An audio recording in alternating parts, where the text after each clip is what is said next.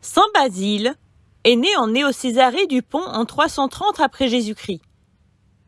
Il fut élevé par des parents chrétiens. Sa mère Émilie, son père et la plupart de ses frères et sœurs sont des saints de notre Église. Après avoir étudié dans les prestigieuses écoles de Césarée, Saint Basile continua ses études dans la célèbre cité d'Athènes.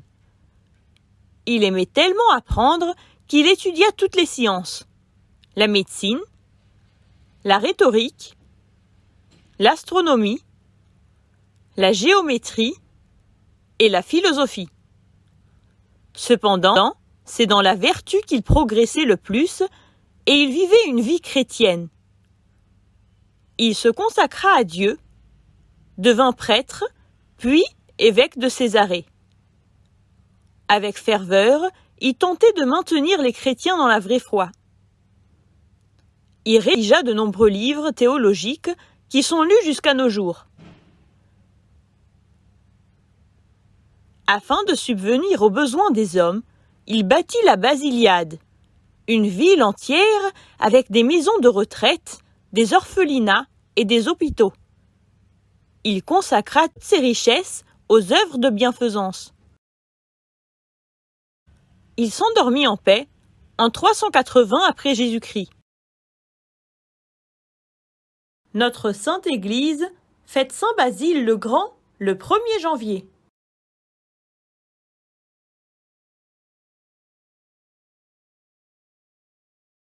Saint Grégoire le théologien est né en 329 après Jésus-Christ à Arianze. Il était le fils de Saint Grégoire de Nazianze et de Sainte Nonne.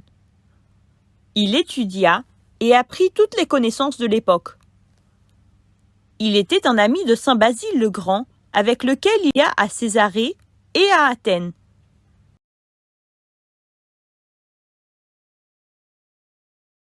Lorsqu'il retourna dans sa région, il se dédia au Christ et il fut ordonné évêque par Saint Basile le Grand.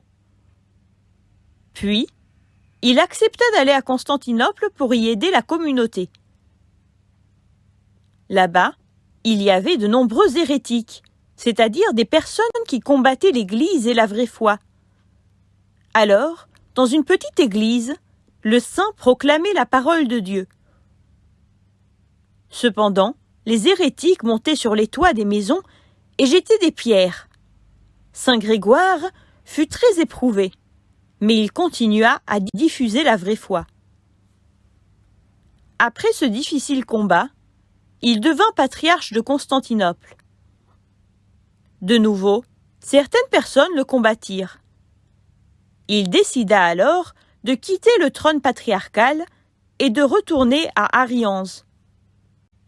Il continua à rédiger des livres théologiques et des poèmes jusqu'à la fin de sa vie, en 390 après Jésus-Christ. Ayant grandement œuvré pour l'orthodoxie, Saint Grégoire est surnommé théologien. Notre Sainte Église célèbre sa mémoire le 25 janvier.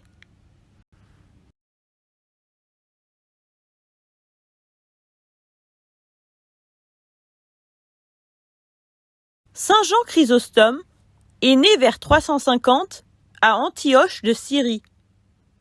Il fut orphelin de père à un jeune âge.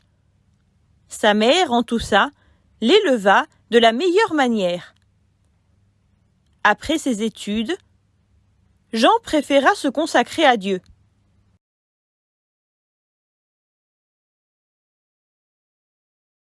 Il devint prêtre, puis patriarche de Constantinople.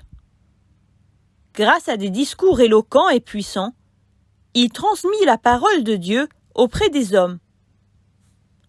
De nombreuses personnes se réunissaient pour écouter ses paroles. Parce qu'il savait s'exprimer d'une très belle manière, il fut surnommé Chrysostome, c'est-à-dire bouche d'or. Le saint ne craignait pas de dire la vérité et de juger sévèrement l'impératrice qui commettait des injustices. Pour cette raison, par 3 fois, Jean fut envoyé en exil par ses ennemis et l'impératrice, c'est-à-dire qu'il fut puni et emmené de force dans un endroit éloigné. En 407 après Jésus-Christ, pendant son 3e séjour en exil, affaibli par la maladie, saint Jean Chrysostome rendit son âme à Dieu. Saint Jean nous a laissé une œuvre théologique considérable. Les livres contenant ses discours sont lus jusqu'à nos jours. C'est également saint Jean qui a écrit le texte de la divine liturgie que nous entendons presque tous les dimanches. Notre Sainte Église fête saint Jean Chrysostome le 13 novembre.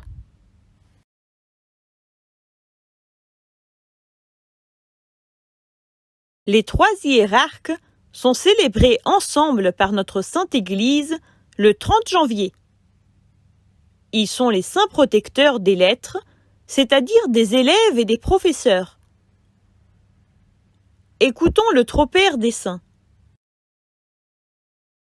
Aux 3 immenses luminaires du triple soleil divin qui ont embrasé le monde sous les rayons de leur divin enseignement, ô fleuve mellifère de la sagesse qui ont irrigué sous les flots de la divine connaissance l'entière création. Basile le grand, Grégoire le théologien et l'illustre Jean, ô Verbe d'or, nous tous les amants de leurs paroles réunis, chantons des hymnes en leur honneur, car ils ne cessent d'intercéder pour nous auprès de la Sainte Trinité.